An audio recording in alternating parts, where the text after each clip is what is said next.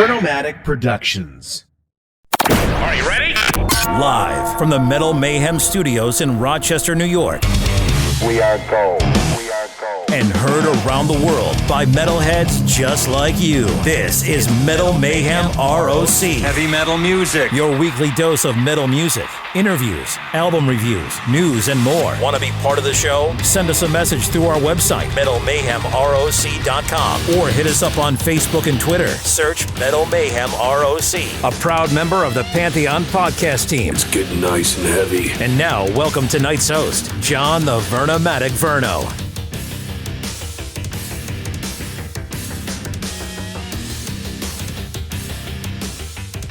Our guest today has spent 40 years in the TV and video and film production world. He was there when MTV started, helped MTV Europe get off the ground, dabbled in wrestling, and even has a connection with Peyton and Eli Manning. Welcome to Metal Mayhem ROC, Brian Diamonds. Hey, Brian, how are you, man? Good to see you. Good to be here. Thank you for having me. I appreciate it. So up here at Metal Mayhem ROC, obviously, you know, we're a hard rock, heavy metal platform, but we're not limited to that. And so we're sort of celebrating the 40-year anniversary of the US Festival, 1983. We had Gil Moore recently on the show sharing his experiences with it, and, you know, some other luminaries that were involved with it. So we're just going to get right into it. Let's get a quick bio, where you were 40 years ago, starting your career at MTV. Let's hear the story, man, because there's a lot of cool stories, I'm sure. I will try to do 40 years in about 2 minutes if I can. I was in college. I got a call from a buddy of mine who was the program director at the radio station.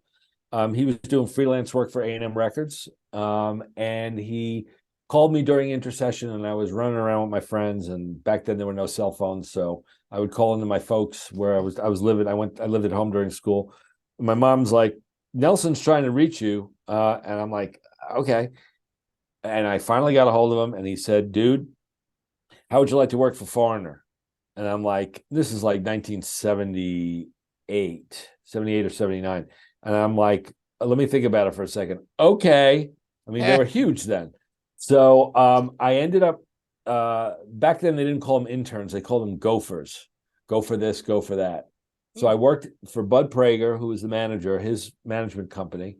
And the woman I worked for, he ran all of his press, and I did clippings. I ran for coffee. I did all kinds of stuff. I worked for another woman who was in the business there, who started a company representing record producers, including the late great Bruce Fairbairn. The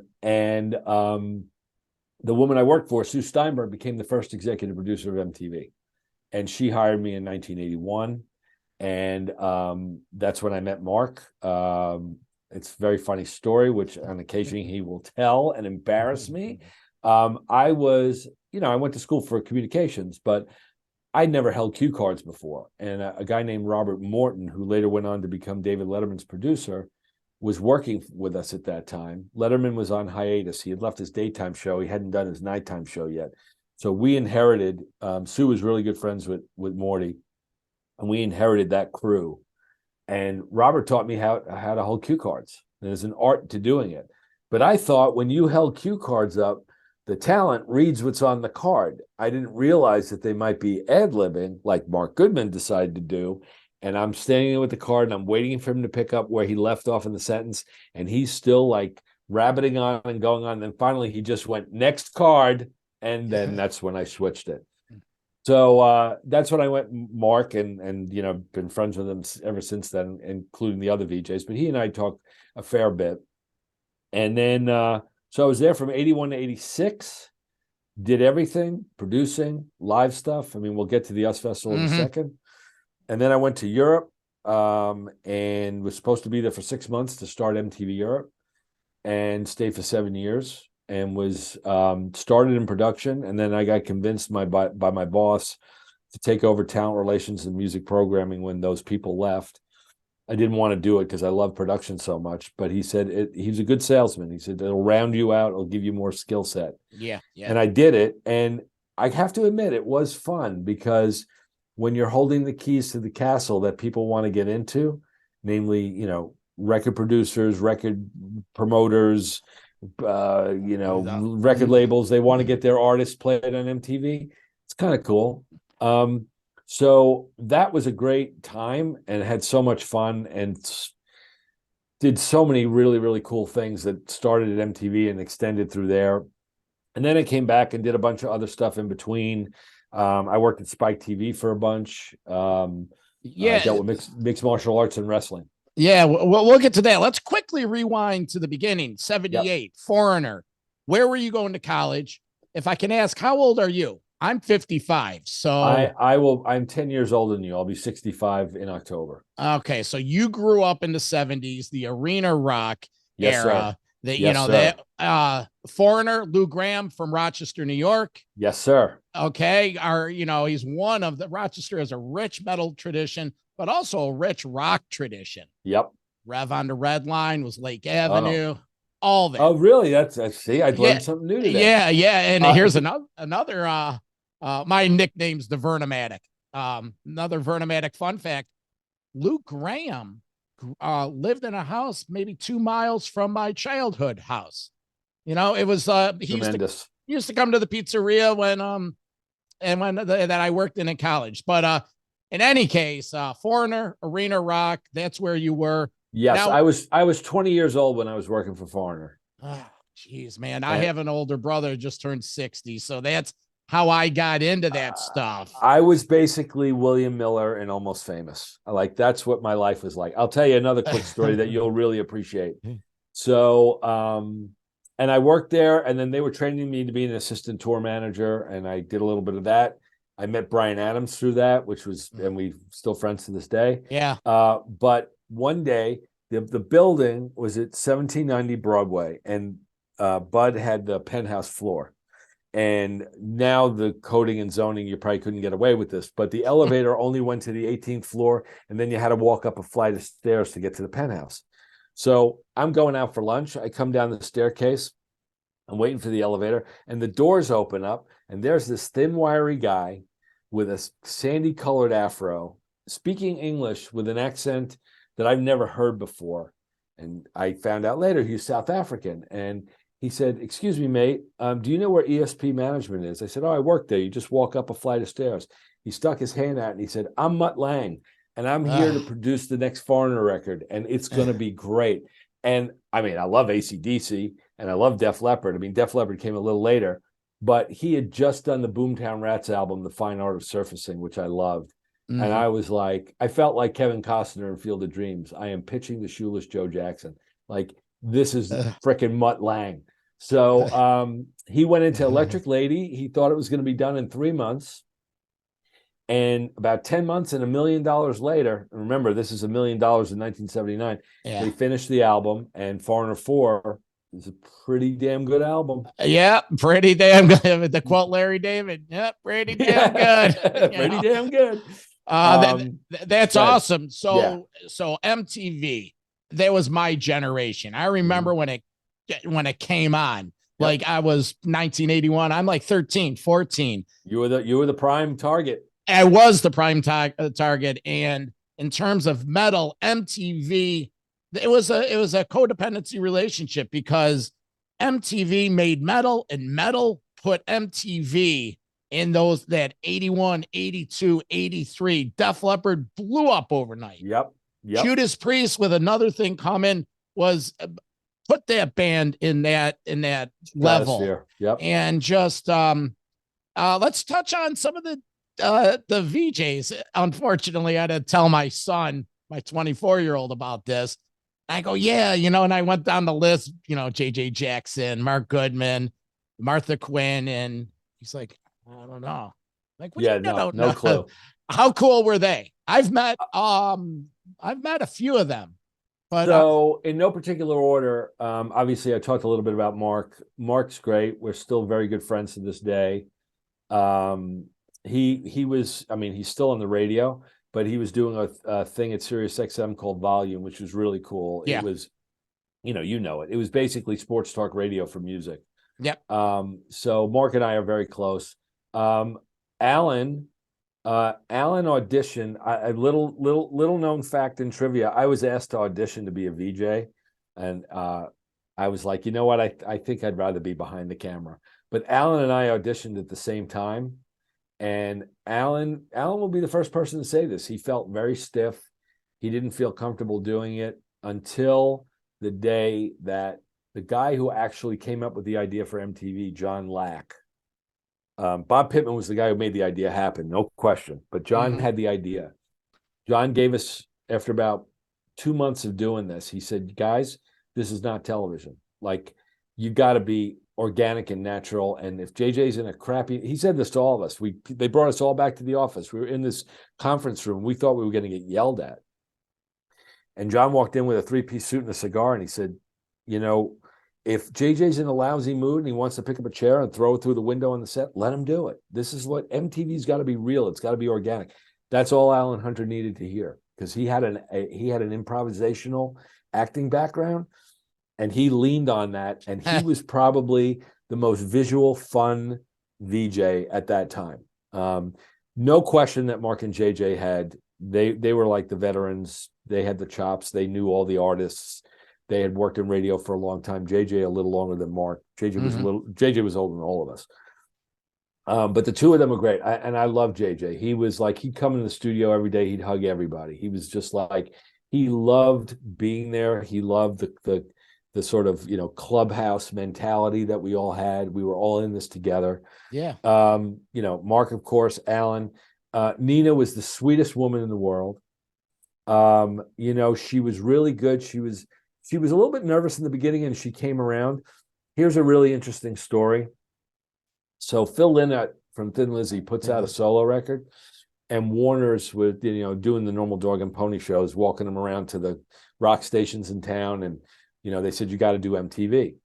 So Nina had a grandfather or an uncle she was very close to. And about an hour before the interview was about to happen, she learned that he had suddenly died. Oh. And she was crushed. And Phil comes down with the rep from Warner's, and, you know, I walked out. I think I was producing the interview, if I remember correctly, but I was definitely in the studio that day. And we said to the woman from Warner's, look, we're really sorry. Nina has just had a death in the family, and I don't think she's in any shape to do this interview. And the woman told Phil, and Phil came over to us and said, would it be okay if I spoke to her for a minute? And I went over to Nina and I said, are you okay? Phil Lynott wants to talk to you. Is that okay? She's like, okay. And they went into a room, and I have no idea what was said, but he talked to her for about 15, 20 minutes, and they went out there and she did the interview. That's awesome. I've learned a lot about him much later on, because, again, another little inside baseball. When I worked at MTV Europe, our head of PR was a woman named Christine Gorham. Her husband, Scotty.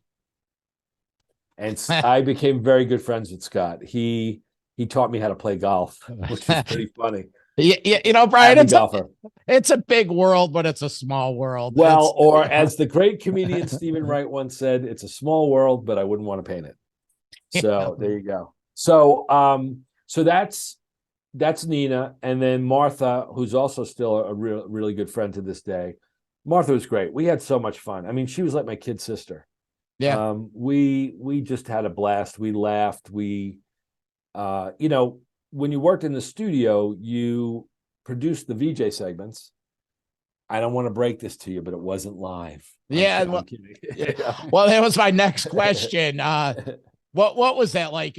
You would tape breaks all day. And yeah. We would shop VJ links all day long. I mean, it was a factory. You know, it was like the VJs got really good at it. We would give them these tapes that had all of the new videos on them, so they would watch them and study them. And so they knew, like, oh, there's like this long instrumental outro at the end of the song. So they walk down and go like, and when we mixed it together, it looked like they were listening to it. Yeah. You know, they got really good at that. But that's what we would do all day long. The only thing that broke up the monotony was if an artist, usually the artist came in to do both, there'd be a walk-on, which meant that somebody was coming into the studio and would spend 2 or 3 segments on air with that VJ. Mm-hmm. And then they might do that with Nina, and then the interview would be with Mark.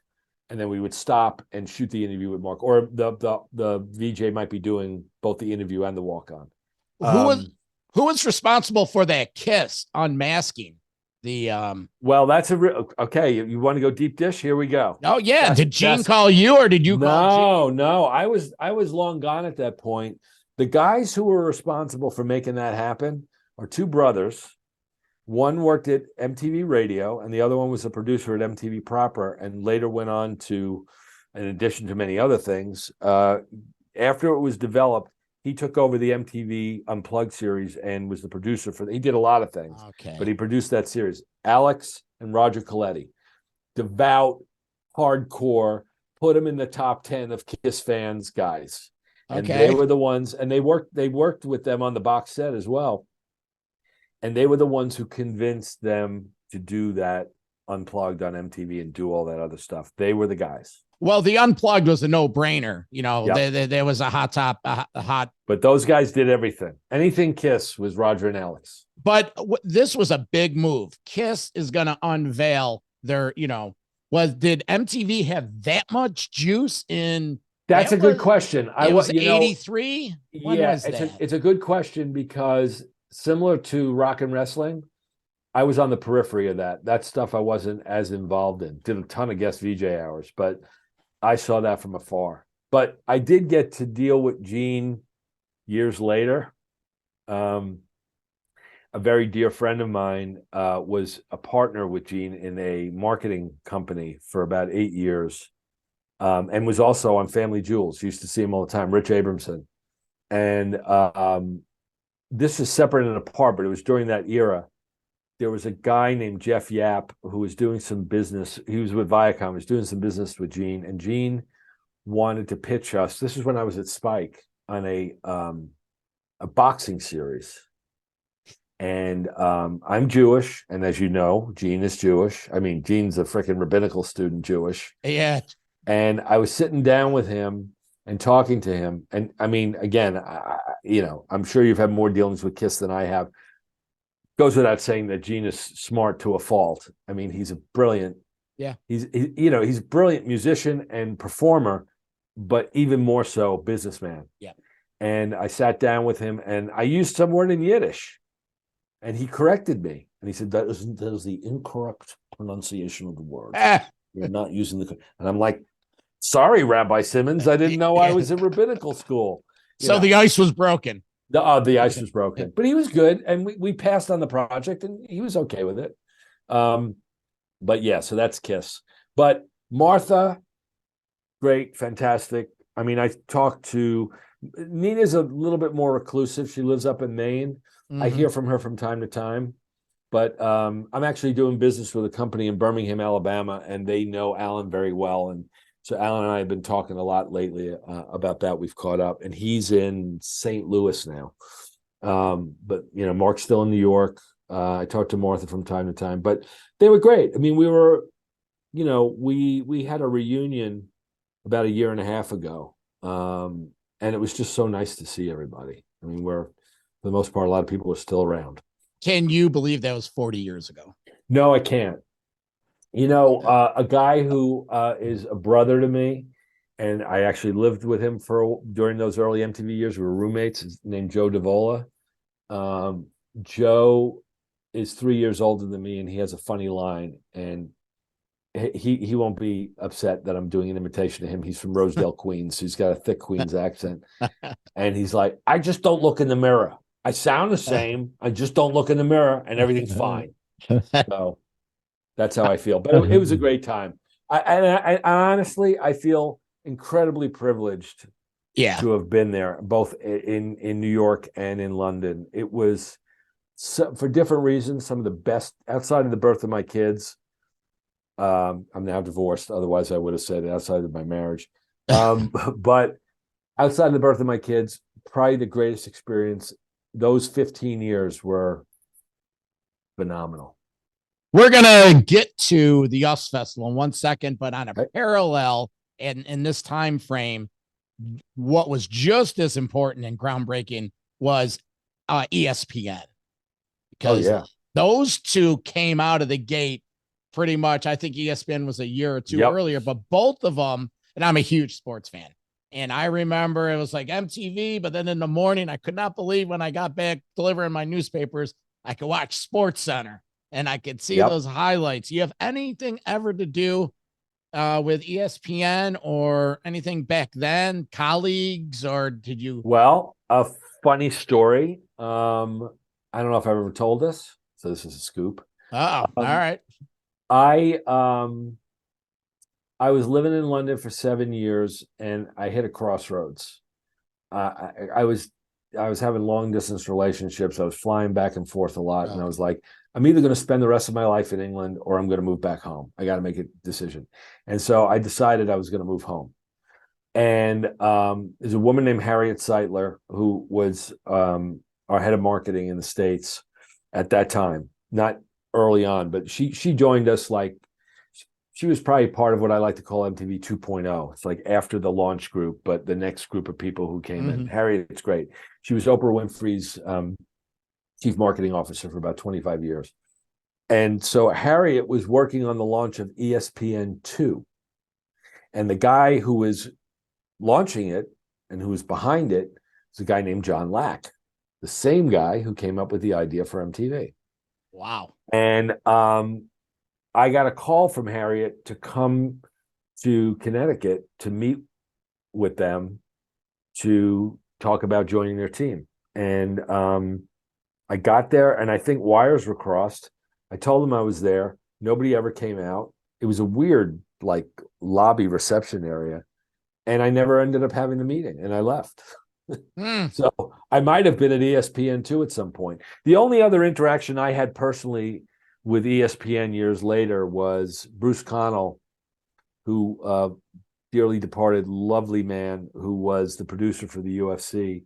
He and his brother Al had a company called Concom, and they did all the live UFC events. They did all the production on that. And their father, Scotty, I think he was like employee number 5 at ESPN. So that's my only connection to ESPN, other than, you know, loving it like we all did. I mean, yeah. Cable was really a mind blower back then when you think about it. And then CNN came around. So it was just like, you know, news 24 hours, sports 24 hours, music 24 hours. It was just like great. Yeah, that's my angle. That's awesome.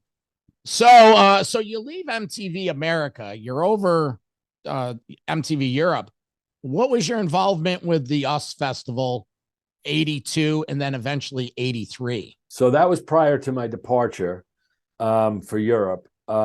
So we had a bunch of executives who were friendly with Bill Graham, and Bill was the promoter of the first US Festival, and Steve Wozniak from Apple had made all this money and wanted to put on this festival, and you know, he was just writing checks and people were showing up. I think the only 2 people who turned him down that they went after were John Mellencamp and Bruce Springsteen. But pretty much everybody else they went after accepted. I am not a Grateful Dead fan. I respect what they do, but I'm not a fan. The only time I've ever seen them was at the US Festival. They played at the US Festival at 9:00 in the morning. It was Breakfast with the Dead. It was right out of a David Lynch movie. It was the most surreal thing I've ever seen. And I think they'd been up all night. And Allegedly. Allegedly. And JJ interviewed Mickey Hart and Bob Weir. And it was kind of surreal. But so that was the first one. A lot of great people on that. I mean, the Police were on it. Petty was on it.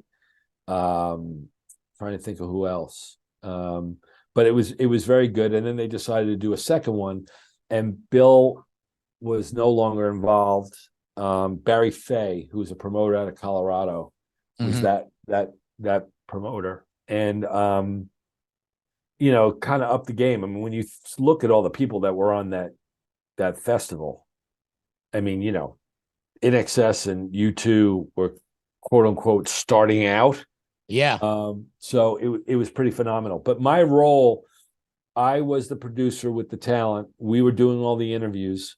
On the first run, we had, actually Joe was there for both of them. Joe Davola was the post-production producer. he would cut all the packages, and then we would send them up on the satellite back to New York. Our network operations center would run a package like once an hour. Yeah. On the second one with Mark, we did the same thing again, but we did live break-ins once an hour in addition to putting out material. So I was the producer on both of those. We had an executive producer, me, and then we had a talent person who was wrangling the talent for us. And it was pretty wild. Who did the production on that? Because I know Showtime had the eventual. Showtime had the event itself. I can't remember who the producers were who actually did it. It wasn't us. We got a live feed from the stage, and we would just pluck performance footage from that to put in our packages. Why was Mark for lack of a better word, the backstage master of ceremonies? Because he was MTV, and it was by 83 MTV. Yes. And they asked him to come out a bunch of times and do stuff out on stage. And I mean, I'm biased because I've been friends with him a long time. He is the consummate pro. I mean, he can go out there, he can talk to 5 people or 500,000. It's like, there's no, I've never asked him about it if he ever gets, butterflies, but man, he's freaking good. But he did a bunch of that. They also were at Live Aid. So, he didn't necessarily do that out on stage, but he was doing interviews live on the side of the stage. I was there as well. That's a whole nother story, but I was the woman who did talent relations for us for years, who basically made talent relations what it was, Gail Sparrow, had departed from the company. And I was recruited to replace her, which would be like, you're a sports fan? It would be like a promising young pitcher from AAA is being brought up to pitch Game 7 of the World Series. Yeah. So I had the abilities, but I didn't have the experience to be in the game with that much high pressure. The cake wasn't thoroughly baked yet. No, it sir. wasn't. No, sir. The ingredients were there, but the finished product wasn't quite ready yet. Here's a fun fact through research of late. I heard that John Cougar or John Mellencamp or whatever he was going by, he didn't perform because he didn't get the retain the rights to all his material. They wouldn't sign off on it. That's quite possible. I mean, I had heard everything from that to the payday wasn't what he was looking for, but which is kind of crazy. But that's again another guy who respect the hell out of his artistic ability and his talent. I just saw him here in Nashville a few weeks ago, but he's challenging. As a person. Oh, I don't know him, but I take your word on it. No, John Cougar, and that was the Jack and Diane and Pink House. He was. I mean, you go see him live, you cannot believe how many hits he's had. It's unbelievable. So who did you interact with? I know 40 years. Mark doesn't remember much. Van Halen, my favorite band. Okay, so they were a mess. And yes, well, it's funny. I forgot about this, and I've had more than one person say it wasn't their best performance. Nope. And a gentleman who was very close to them back then, who I just talked to recently, kind of blamed us for it. And I'm like, are you kidding? Like, we did an interview with David just before he hit the stage, but he was on another planet before we walked in the dressing room. So it wasn't us. Mark interviewed David before he went out on stage. And it was crazy. They had their own compound, their own backstage thing. I mean, it was insane. There was booze like places to drink and eat, and there were, hangers on and hot women and I mean, midgets running around. It was like Bill Murray in Ghostbusters, dogs living with cats. I mean, it was just like, it was pretty insane, but it's funny. We did not see the rest of the band. We just saw David, and he was, at that point in time, he was really like the front man and the mouthpiece. He was. Go ahead.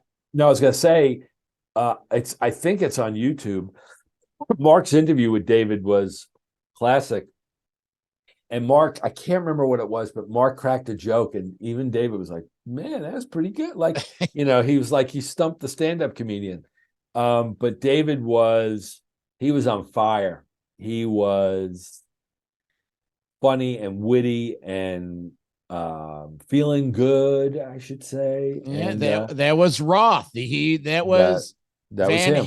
That was Van Halen. At their, unfortunately, that as it came out years later, they were crumbling right then and there. Oh yeah, I mean, The the only other thing I remember was David, and it was a line that I think he used more than once.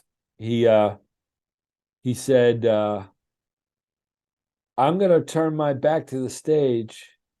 I'm going to turn my behind to you guys so that now everybody can feel like they're backstage. it was 1983. Yeah. There is a lot of jack and a lot of blow and a lot of everything. Yep. Any other bands? Priest, so this also marked on one of the other days. Van Halen was a headliner on the Metal Day. The other headliner of note was David Bowie, and this was his first live performance in the United States in about 7 or 8 years. He had signed his deal with EMI, and Let's Dance was out. Yep. And Gail Sparrow, who was our head of talent booking for us, came up to us and me and Mark at the beginning of the day and said, here's the good news, bad news. You're going to interview, we're going to get to interview David Bowie. Here's the bad news. You get to ask him one question when he's about to walk on stage. Jeez. So Mark and I toiled all day long. I think we killed a few trees with the number of pieces of paper. We wrote questions out, crumpled up, and threw it away. What was the question? It was great. It was actually Mark kind of crafted. Mark came up with it, and I kind of crafted it, and we got it down. He said, "You haven't performed, David. This is your first appearance on stage in whatever it was, 8 years. What are your hopes and your fears for tonight's show?" Ooh.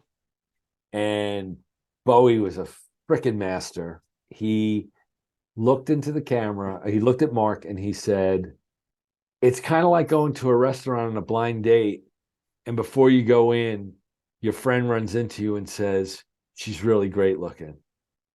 And then there was a report. We were the only people to get him, but there was a woman who, just like complete, guerrilla style, came up there with her ET camera and her microphone and flag, and went with her mic right in Bowie's face and like hit him in the tooth.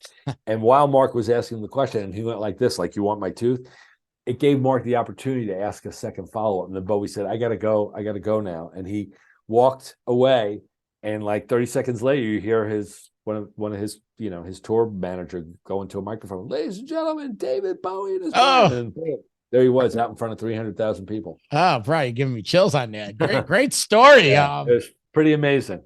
The fun fact with that whole Bowie thing, Van Halen had a clause in the contract that if anyone else got paid more, their purse had to go up. So originally, Wozniak wrote him a check for $1 million, but then to secure Bowie, it went to a 1.5. So then the Van Halen got favorite nations. Yep. And then those fuckers, the Clash had a big problem with it. Well, that was David's thing when we were talking to him. He goes, the Clash are having a lot of problems. They're trying to save the world. It was very, very funny. They were great. I mean, the whole thing was pretty amazing. I mean, U2 was great. Bono was climbing the rafters with the white flag. In Excess was incredible. Judas Priest, Quiet Riot, Ozzy. Scorpions ruled that. Scorpions. Sidebar Ozzy stories. When Ozzy was in a really bad state, I think it got amped up after Randy died. He came into the studio and Alan was interviewing him, and Ozzy was just incomprehensible. He just could not put a sentence together. It was somewhere between amusing and sad. Sad. Yeah, he was really in a bad way. I actually, Foreigner was playing on the festival that Ozzy was supposed to had played after the incident with the plane. Oh, It was down in Florida, and Florida. I went down there. Brian Adams was there. That's where I met Brian. And here's trivia question for you: do you know who the band was who replaced Ozzy on that bill when they didn't play? I'll give you a hint. And so it was March 1982. Okay, They were doing a tour down in Florida, correct. and a band replaced Ozzy. Ozzy. How many bands were on this show? Oof.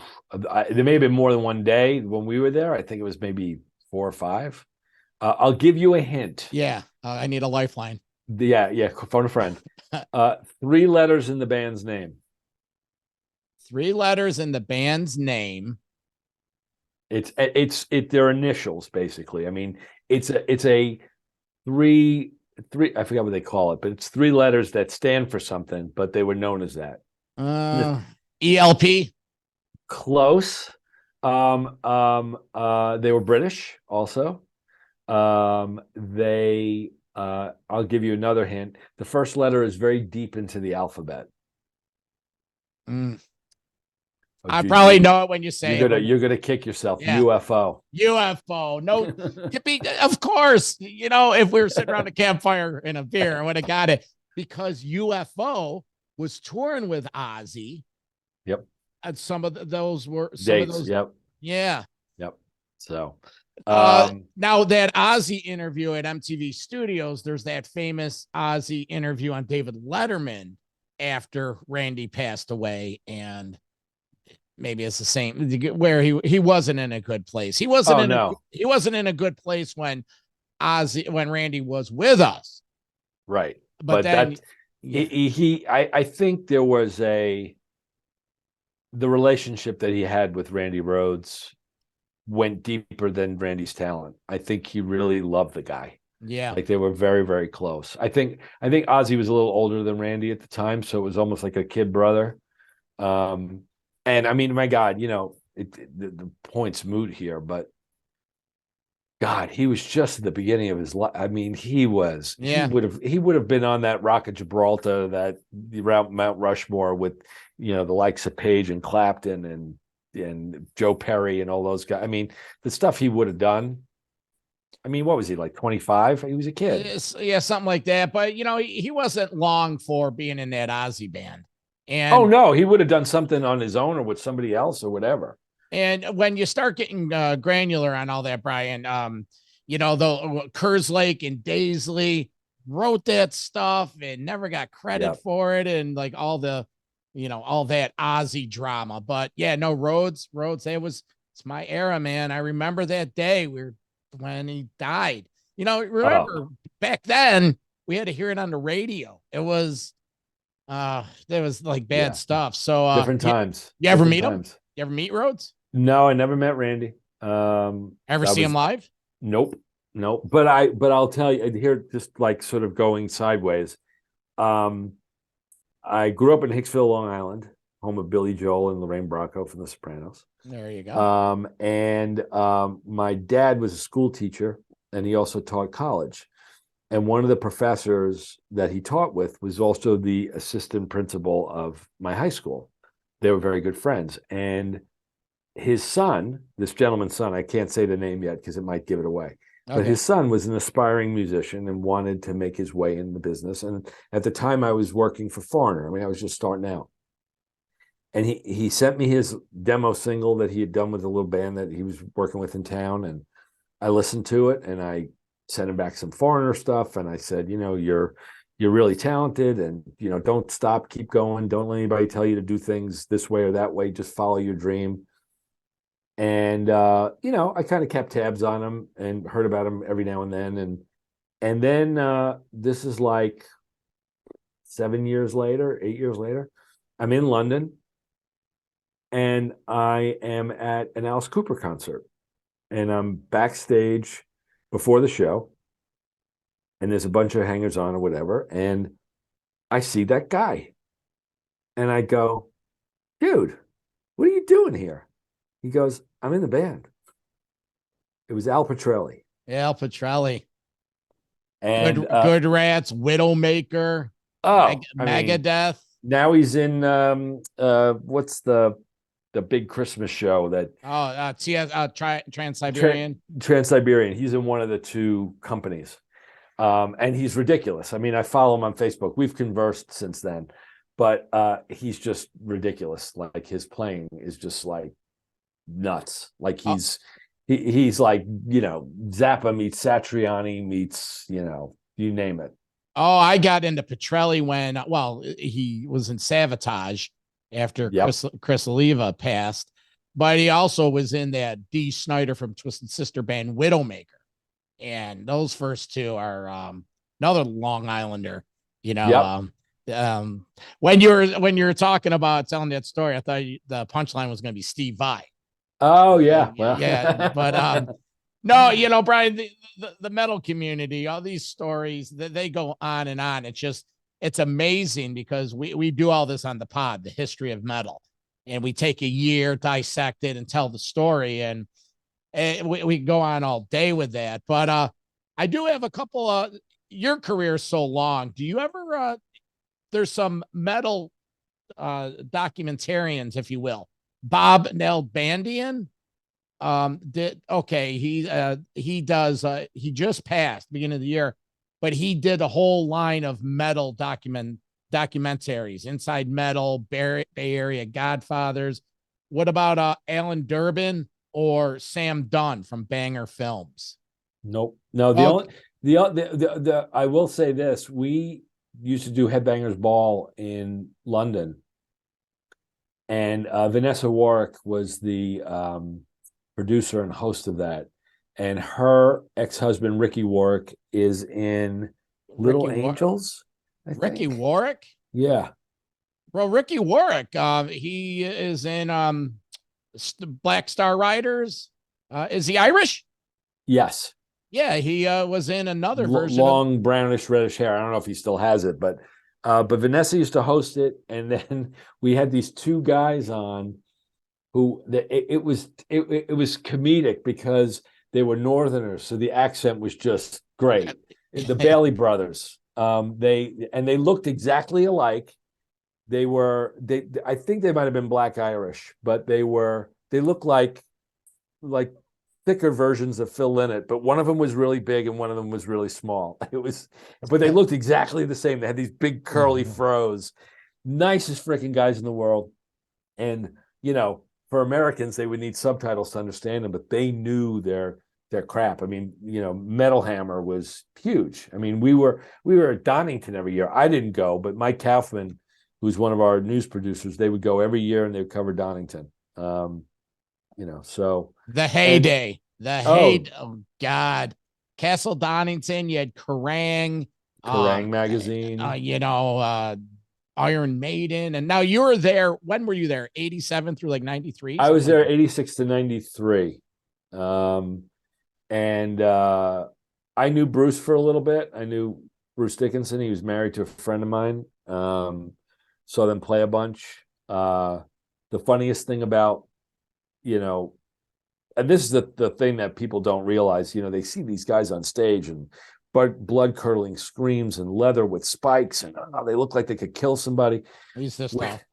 We're before the gig, same thing. We're there and everybody's there with their families and their kids. And like Steve Harris is on his hands and knees with his kids playing with blocks, and he's about to go on stage with, with Eddie, the big, it's just like, it's pretty hysterical. It's like wrestlers, like they kind of live the lifestyle, but it doesn't mean they're not human beings with families and kids. And, it's just really, it's funny to me because they kind of play a part in the character and they believe in it, but their persona on stage isn't necessarily who they are off stage. Yeah. Not that they're faking it or anything, but they're not, yeah, they're not eating pigeons or bats for breakfast. Yeah, the majority of these people, that's a job. That's their job. And when they're done, ask you something, because you've been, all access, if you will, for a long part of your career. Mm-hmm. Has it tarnished the fan in you that you can't, once you're on that side, you can't go back? Here's the thing. and you know this doing what you do as well. You do have to harness the fan a little bit when you're dealing with talent, because because people are expecting you to do a job. Like if you're producing them and working with them, they're expecting you to be as professional as they want to be. But it doesn't stop you from inside going like, I can't believe I'm doing this. Oh, yes. I mean, there are certain people for me who are my heroes who I've gotten to meet, and oh my God, I'm blanking on his name. Our man from Anthrax with the chin beard. Oh, Scott Ian. Scott Ian. He had a show on Sirius XM called Never Meet Your Heroes. Yep. And I prayed to God that would never happen. And the two of the people who I've met who I'm big fans of, I was really impressed with his people. One was Todd Rundgren, and the other one was Peter Gabriel. And that was, those were my pitching the shoeless Joe Jackson moments. But you still, I think an artist wants you to appreciate what they do. But if you're in a work environment and you're treating them normally, they're looking for that, because people put them on a pedestal 24/7, and they just want people to interact with them like you're their friend in high school. The ones that are secure. Yeah, I have two questions for you. One, why was Rundgren and Gabriel so cool? Answer it in a second. But to comment on being real, a lot of times when we have people on, we'll review their new album, and I'll flat out say, I like 80% of it, 20% of it, I got a problem with it, and we'll get to that. And you know what, Brian? Usually there's a joke, and they'll say, yeah, those weren't the songs I wrote. That was the drummer. That was the drummer. But that always leads to an excellent conversation, because it turns into campfire, meaning we're just sitting around a campfire and BSing. Yeah. And they will give you the world. They will give you stuff that they're not going to get, because, a lot of times these interviews, they go on and it's cringeworthy when I do some research and I see these guys doing interviews. I'm like, dude, you can't just go like this and say, oh, that's cool. How did you get into playing guitar? I mean, come on. So, but so why was Rundgren and Gabriel so cool? I went up when Todd opened up his video studio. I was up there. I've got some great photographs that I shot there. I was invited to go. I can't remember through what connection. I think I met Paul Mosian, who ran his studio, and I went up there and I briefly met him. And then I ended up dating a woman who worked at the video studio, and I got to know him a little bit. And I actually went to his manager's wedding at Todd's house. And then many years later at MTV Europe, we were, our CEO had a relationship with Claude Nobbs, who is legendary. Funky Claude was running in and out, Smoke on the Water. That was that same Claude. And we did a couple of unplugs there, but they did the Montreux, as part of the Montreux Jazz Festival, they had a rock section, and we shot a show with New Order and with Robert Plant. And after the show was over, or after the rehearsal was over, we all went to this bar. Robert was with his girlfriend at the time, a couple of his band members, me with our production team, and we went back to this hotel to have a drink, and everybody's sitting around the bar. Robert's doing his thing with his folks. And I'm looking out of the bar, which is dark, into a vestibule where the elevators were for the hotel, and it's bright. And I see this guy who looks like he's wearing pajamas with multicolored hair and a chin beard and sunglasses, and it's Todd. And I got up and I went over, and I hadn't seen him in a while, and I just said, hey man, Brian Diamond, Tina Carone, and Tina's husband is Mark Gallagher from Raven. Oh, my boys, Mark and John. Yeah, so Tina's been married to Mark forever, but I used to date her a million jillion years ago. We're good friends. Yeah. And so I see Todd, and I'm like, hey, what are you doing? He goes, I'm just here for a meeting with Claude Nobbs from Warner's, and just here for a few days. And I said, well, what are you doing now? He goes, nothing. I go, you want to have a drink? He goes, sure. So we sat down at the bar, and I just grilled him on Woodstock and who was alive and who was dead and who was doing what. It was like, we were friendly, but not like bosom buddies, but he was great. And we we used this audio truck the next day. That was one of the first expandable audio trucks. Sony had built it. And I asked him if he wanted to come by to see it, and he did. And I did something I very rarely do. I said, "Can I take a picture with you?" And he was like, "Yeah, of course." And there I am with a shit-eating grin with my hero. Gabriel, I was a big Genesis fan, and I did a documentary on them. And I interviewed all the band members. And Peter came in to do an interview for one of his solo albums, and I produced it, and he was very nervous, but he was great. And then years later in London, I did an interview with him when Sledgehammer came out, and it was like an hour interview. I interviewed him, and I just felt so comfortable. I said to him, there was this whole mysterious, deep, dark phase to Peter Gabriel where you would like shave your head and put on mascara. And I said, dude, you really helped me out. I said, I bring a girl to your shows. She'd be scared shitless and she'd want to come home with me. She'd want to be alone. So thank you. I really appreciate that. So he got a laugh out of that. But he was great. I really, really liked him. I used to run into him in town. And when Michael Jackson got the first Video Vanguard Award, Sledgehammer was out, and he was nominated to present that to Michael. It was pre-taped, and I was the producer to do that. And I'll never forget this. Peter actually said something that made Michael laugh. It was brilliant.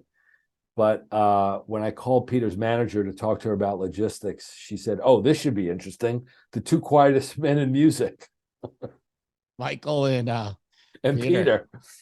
But did you meet Michael Jackson? I was in his presence. Okay, yeah, that's about it. We did a lot of work with them, and we were told that it was at Wembley Stadium, and he was going to walk through, and cameramen had to put their cameras down, and everybody had to turn their back to the walkway that Michael was. No one was allowed to look at him. That shit's real. Oh yeah, like not Michael, King of Pop. But but people saying, managers telling you that, don't look them in the eye. Don't look at them. Don't talk to them. Don't do this. Not often, but it happens. Actors, I could understand if they're in character. And maybe it's to some extent the same thing. It was weird, But they, no, I never actually met him. I watched him rehearse a few times. He was pretty amazing. Yeah, I saw that Victory tour.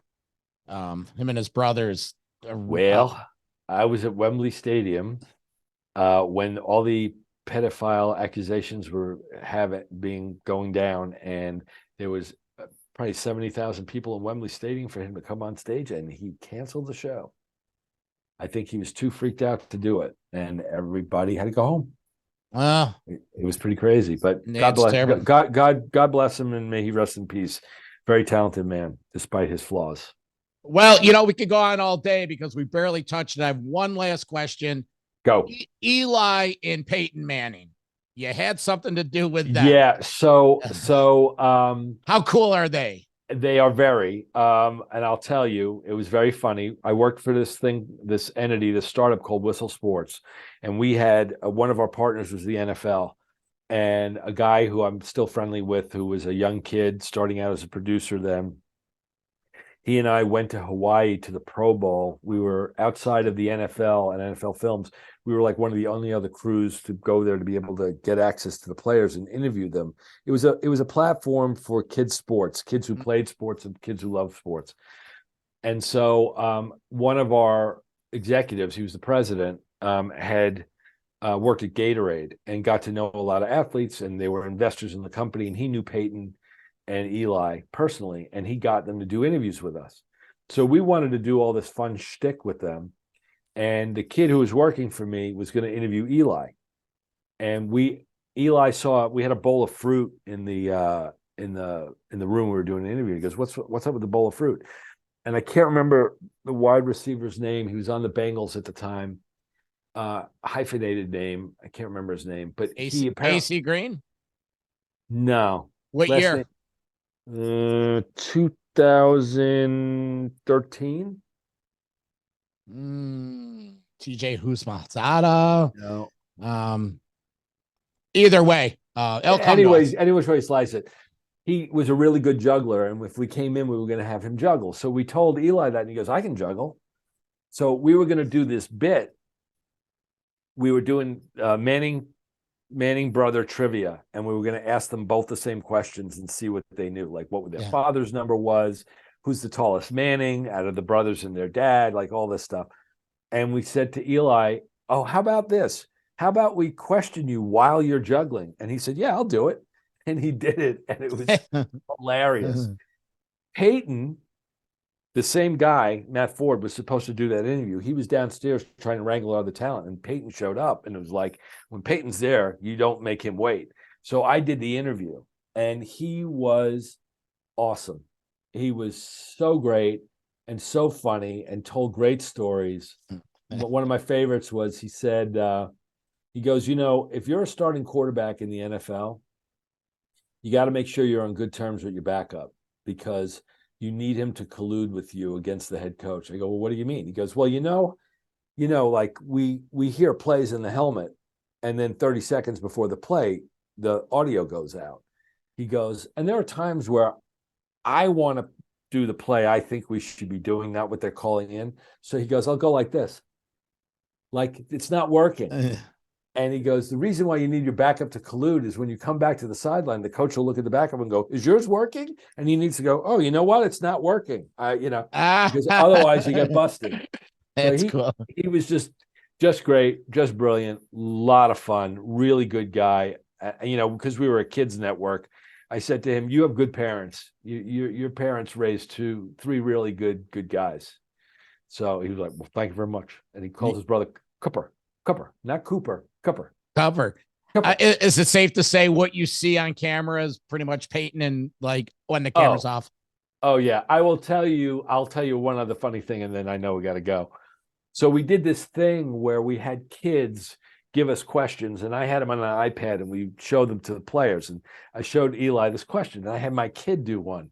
And my kid's question was, if you play Madden, do you play as yourself or someone that's better than you? Who'd he pick, Marino? No, Eli laughed, and he goes like, I play the real game, so I don't really play Madden. I called a play once, and it didn't do it the way you're supposed to do it, so I don't really play. But he thought it was pretty funny. He was very cool about it. So love those guys. Hey, Brian, is there anything you can promote on our platform? Or well, two things. One, I manage a band called Trigger Hippie. Everybody should go check them out. Steve Gorman, who's the formerly of the Black Crowes, is the drummer in that band, and my dear old friend. And so people should check out Trigger Hippie. And also, they just started promoting on socials. Steve has a little side project called Bagmen, which is with Nick Govrick, who's the bass player in Trigger Hippie, and a gentleman named Luther Dickinson from the North Mississippi All-Stars. So they're playing some dates in June and in August, mainly down here and a few in the Midwest, but keep an eye out for them as well, and follow both those bands on socials. All right, I'll attach all their socials and links on our show notes. Tremendous. Hey, Brian, thanks, man. Dude, stories. This is so much fun. I really appreciate it. It's great to do a little, reminiscing. And you're very knowledgeable. And I will say, I love being interviewed by you because I don't know if I'm allowed to curse, your shit. Well, thank you. And we like to call it taking a walk down heavy metal memory lane. Very good, sir. All right, Brian Diamonds, thank you. And we will talk soon. You got it, my friend. Be well. All right. Take care, man. See ya.